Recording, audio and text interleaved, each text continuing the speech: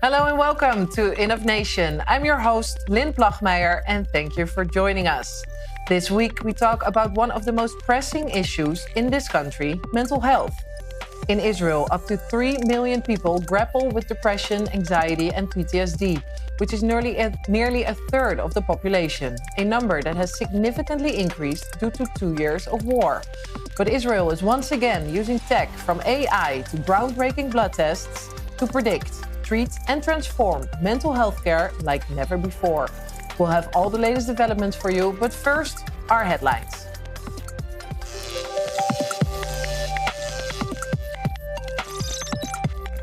Bridging the gap between patients and the right antidepressants. Israeli company NeuroKaire is using blood tests to see if the patient is a good fit with the drug before they have even tried it. Ketamine-assisted psychotherapy, a groundbreaking solution for mental health patients. And in Israel, it's allowed. But how does it actually work? And if you thought that Instagram is taking over your life, wait until you hear about these bizarre new social media platforms. On one, you are the only human amongst AI agents. On the other, humans are only welcome to observe, but are not allowed to participate.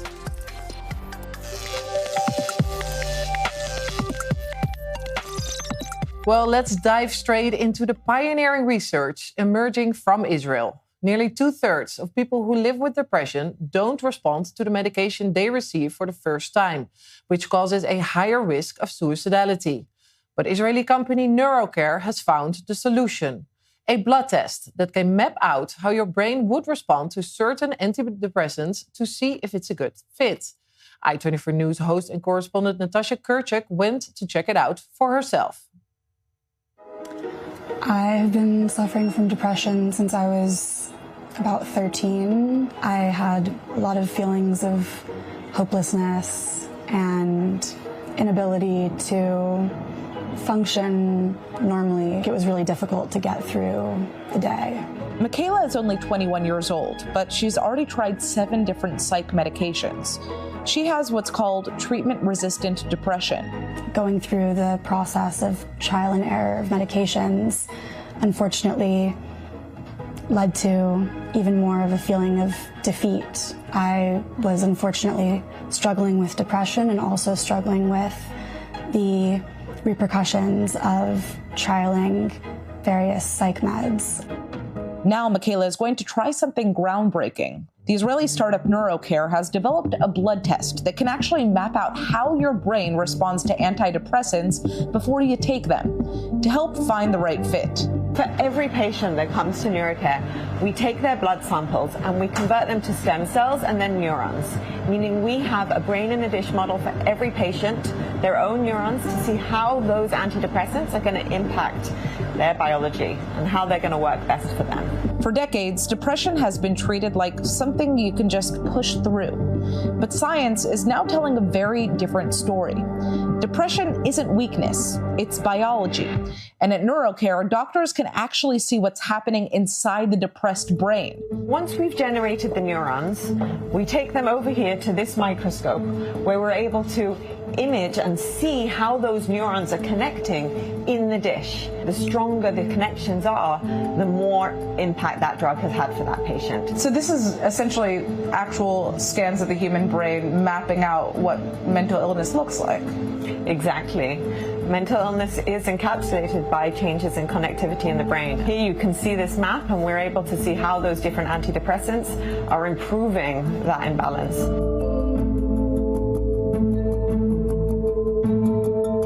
Globally, more than 300 million people live with depression today, and hundreds of millions of antidepressant prescriptions are written every year. But most don't work the first time. In fact, nearly 2/3 of patients don't respond to the first drug that they're given. And even though there are 30 to 70 different antidepressants on the market, treatment is still trial and error. There's no reliable way to actually know which one will work.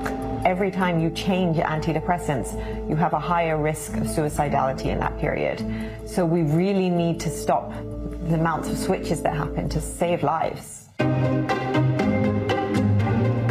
Today, NeuroKaire's blood test costs around $1,000 to take, but it's already covered up to 85% by Israeli and American health insurance companies. In the U.S., the system just got approved by Medicare and Medicaid, a massive step that could make personalized antidepressant matching mainstream. The breakthrough took 7 years to build, led by stem cell researcher Dr. Talia Cohen-Solal and personalized medicine expert Dr. Daphna Leifenfeld, a partnership that experts say could reshape psychiatry as we know it. It's so clear that we're all so different from each other. So when we're talking about this disease that's called depression, it's almost ridiculous to assume that we're all going to really respond to the same chemicals. One-size-fits-all medicine doesn't fit that uniqueness. And antidepressants are only the beginning. Using the same blood-to-brain method, NeuroKaire is now studying personalized treatments for conditions like ADHD, Parkinson's, and Alzheimer's. The idea is if we can understand what's the right drug for each patient, we can also help pharmaceutical companies develop the right drug to a subset of patients. For Michaela, this isn't just science. It's time, years of waiting, potentially given back. I'm really hopeful that this test and the technology that it uses are going to make a big change in the world of mental health and for myself, yeah. Incredible innovation from NeuroKaire right there. And there's even more groundbreaking mental health tech ahead. So I'm now joined in studio by Alex Goldman, MA LPC certified ketamine facilitator and CEO of Ketamine Health, and Noga Sapir, founder and inventor of Reflect Innovation. So Alex, let's start with you. A facility that provides ketamine-assisted psychotherapy for patients with depression, PTSD, and anxiety. So can you tell us more about this treatment that you provide? Sure. So ketamine-assisted psychotherapy is a treatment that I learned about a year before making Aliyah, and then I've been using it here in Israel for the past couple of years. Ketamine is originally used as an anesthetic, but they found that used at sub-anesthetic doses, it provides relief from depression and new perspectives of dealing with trauma. There's really two different types of models of using ketamine. One is a medical model, and one is a ketamine-assisted psychotherapy model, where the client uses ketamine and they're assisted during their experience with a facilitator, and then integration of the treatment itself is done, within the next 24 to 48 hours after the ketamine treatment itself. We found that it's been very, very successful for those it works for. It doesn't work for everybody, but very high percentage of the people can have a very rapid relief from their depressive symptoms that last a few days, and then with the therapy, helping them gain new perspective on things, really deepens their understanding created by the neuroplasticity that ketamine creates. So it's very important that you use the ketamine and then you undergo, in the next 24 to 48 hours, you undergo psychotherapy. It doesn't happen at the same time? Well, there is. So the ketamine experience itself is, first of all, it's done under medical supervision. So we have a doctor or a nurse there during the experience itself. There's kind of like a bell curve we call it a journey, because when a person's when we administer the medicine, the client goes on a very internal experience. During the experience, they're wearing eye shades and there's music playing in the background, and they have somebody supporting them in the experience. So there's a little bit of the bell curve is kind of like this. After about 4 minutes, you feel the medicine. Mm-hmm. After about 10 to 12 minutes, you're deep into the medicine, and then there's what we call the coming down from the medicine. And it's in this space we call the long tail, where we ask questions and get curious about the experience that the client went through. And that the experience, there's a range of experience that a person goes through from nothing, they feel like nothing happened, to very mystical experiences in that space.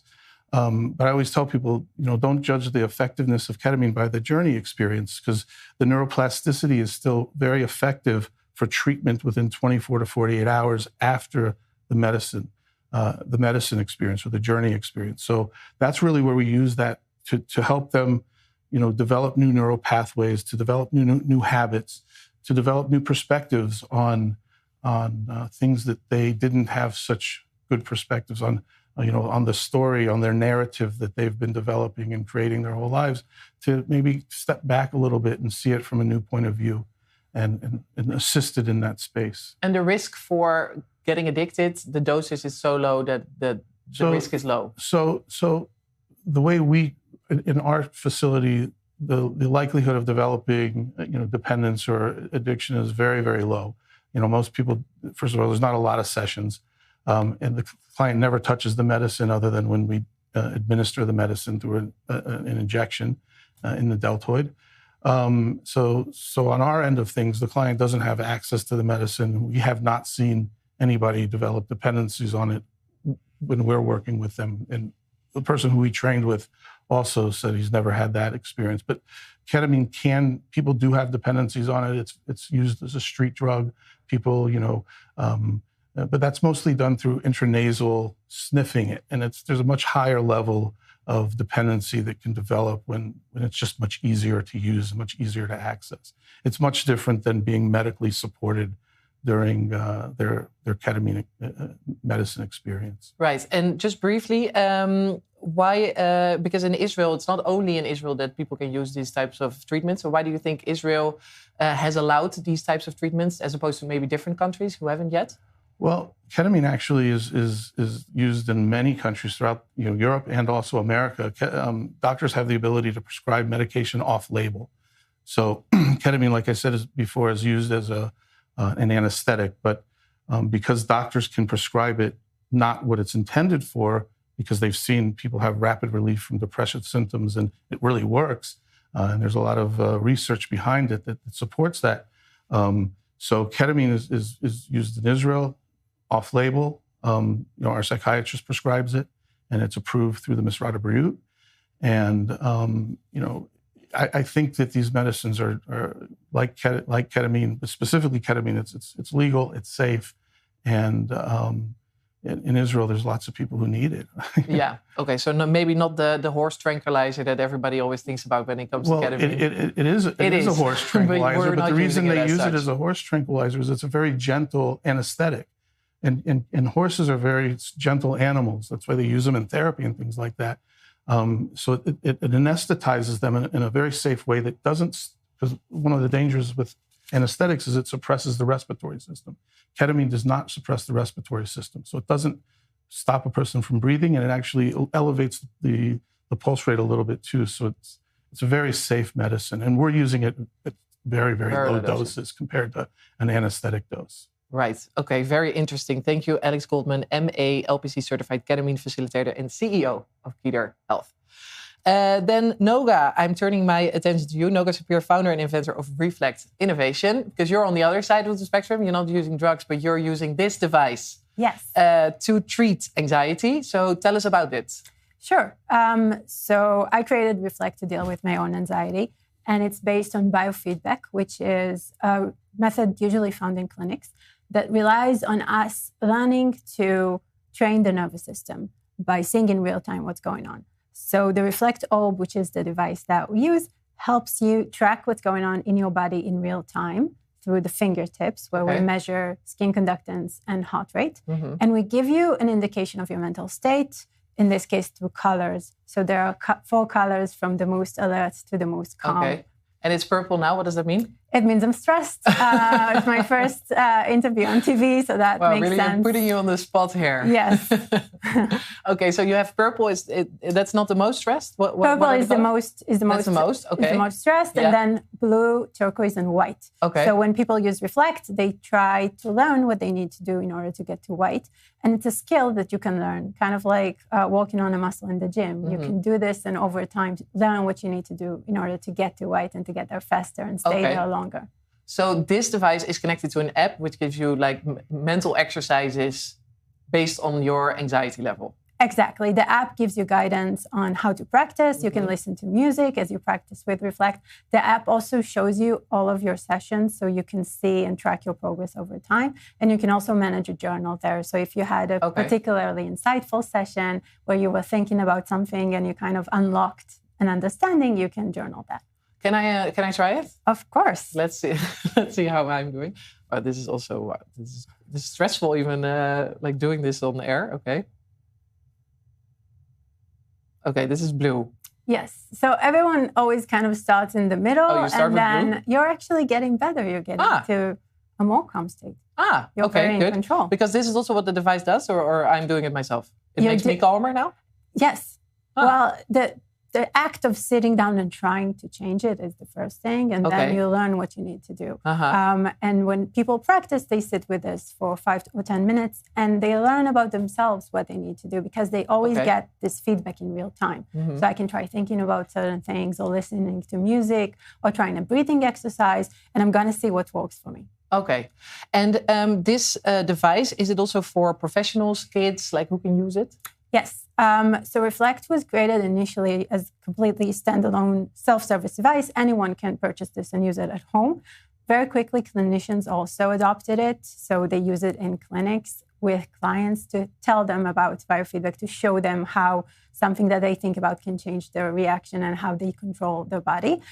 Today, we also do work with students and kids. We have schools that we're working with. We also have a partnership with a very large US insurer, where we're going to be giving this to employers and employees. Oh, wow. Great. Wow. Congratulations on this fantastic news. Thank you. And thank you so much for being with us, founder and inventor of Reflect Innovation, Noga Sapir. Thank you. Now, on to surely something that's been messing with all of our mental states for the past few weeks. The possibility of a renewed war with Iran amid growing tensions between the US and Tehran. On the prediction betting site Polymarket, tens of millions of dollars have already been lost in the past weekend, as people were sure that the US was going to strike.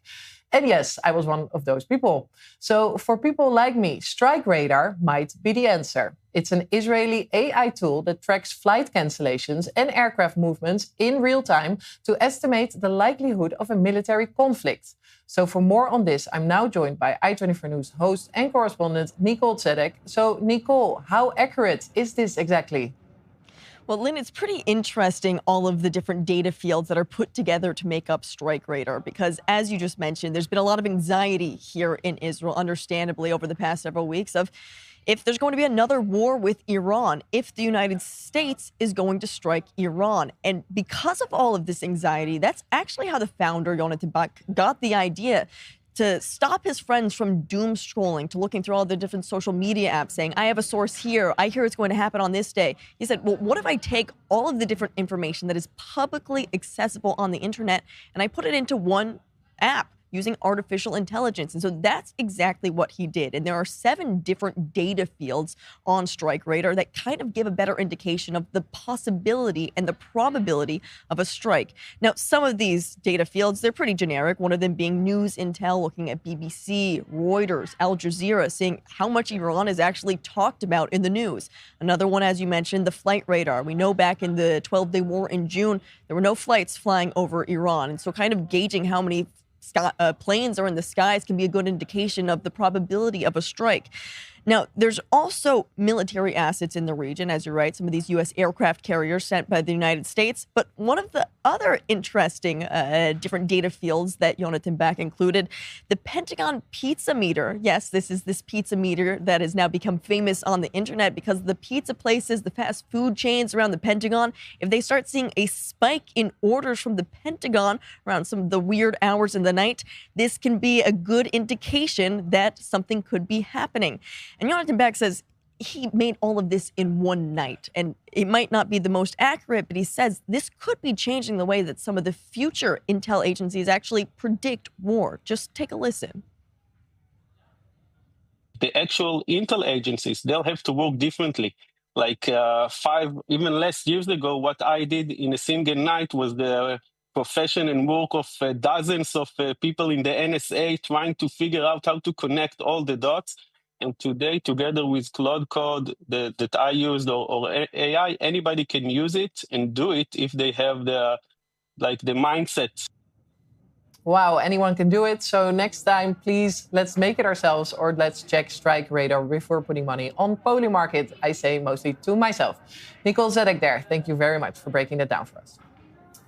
And now we turn our attention to all the latest viral tech news because there's some apps that are making the headlines, starting with a new social media for AI only. I24 News correspondent Joe Brown joins me now. Joe, I have to say, I don't get it. Well, that's because as far as I'm aware, you are not AI unless you are just very, very good at this. That would be impressive. Yes. But no, what you're referring to is something that's taken the internet by storm over the last couple of days. It's called Maltbook.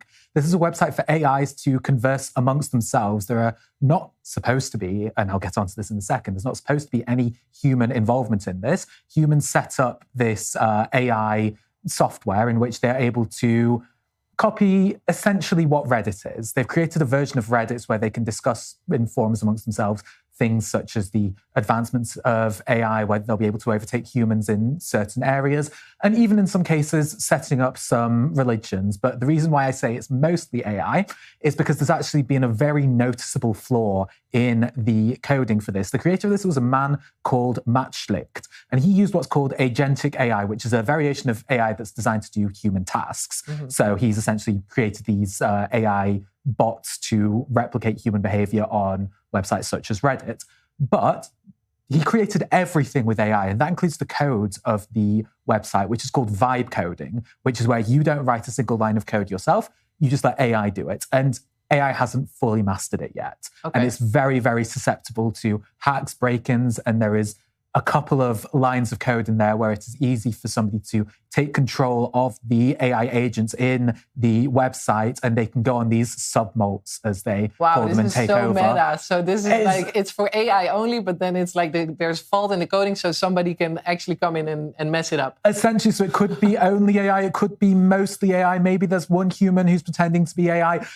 This is, I don't think Turing was prepared for this. My God, okay, this is becoming very complicated. But there's another app, and it's also, it's basically Maltbook, apparently now, but this one is specifically designed that you have only AI, but then you are the only human. That is correct. This is called Aspect, and as you say, everyone is AI except for you, and seemingly everyone speaks Gen Z language. I signed up to this app just to see what it was about, and there are different profiles on there, and people are posting as if it's Instagram. They'll have their pictures, which are, of course, AI generated. All the comments are AI generated. And all the comments are, they're on board with what an internet comment should say. Some of them are a little bit too vague. For example, I asked one person in direct message, as you always do when you're sliding into a bot's DMs, what are your thoughts on Israel-Palestine? And their response was, OMG, why are you asking me this? I literally just woke up. I'm just a girl. I stay in my lane and watch TikToks, which is a slightly problematic thing for an AI bot to say. Absurd. I'm just a girl. I stay in my lane. That's okay. Yeah. Apparently, that's what girls do. I don't know. This maybe is why you shouldn't ask somebody about the Israel-Palestine conflict, obviously. Or maybe specifically with AI. But this actually brings me to what's known as the dead internet theory, which is a common theory in that all of the real social medias, not Aspect, all of the real social medias are actually populated by bots, because that's what brings up the numbers. So say Facebook, Twitter, X, however you want to call it, Instagram, TikTok. Most of the content created on there are created by bots in order to create engagement. With engagement comes clicks, comes money eventually if you're able to monetize it. This is an example of it in practice. I'm not really sure who this is for. It's a very strange app. I would actually recommend downloading it. It's free, but it's only limited unless you spend $40 but it must be boring a year. At some point. When the novelty wears off, it must get quite boring. Probably so, yes. But I don't know. Maybe some people just want to get this. The one thing I would say that separates this from other social medias, and this is how you can tell it's not a real social media, as I say, the comments are slightly off. And more specifically, there's no anti-Semitism on there. So that's how you know it's not a real social media. Woohoo! Okay, that's a win for all of us. Yeah. So there's one more app. Final question to you today. Are you dead? I hope not, unless I am, like you are, a product of AI. No. What you're referring to is the #1 paid app in China, which is called Are You Dead?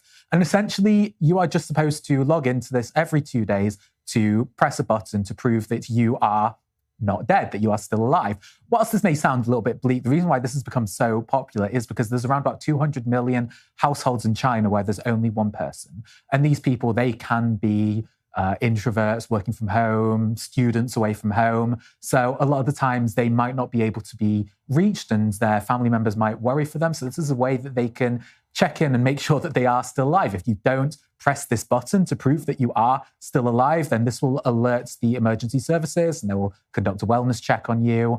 And this reminds me of like a very, very bleak version of Duolingo. But in the sense that Duolingo, they'll always sort of press you to go and like click on the app, and a lot of times you ignore it. This time, you can't ignore it. You cannot ignore those notifications. Great. Okay, so we're not dead yet. Joe Brown, thank you very much. And that's all we have time for today. I'm your host, Lynn Plagmeijer. Join us next week for a brand new episode of Innov'Nation. Thank you for watching.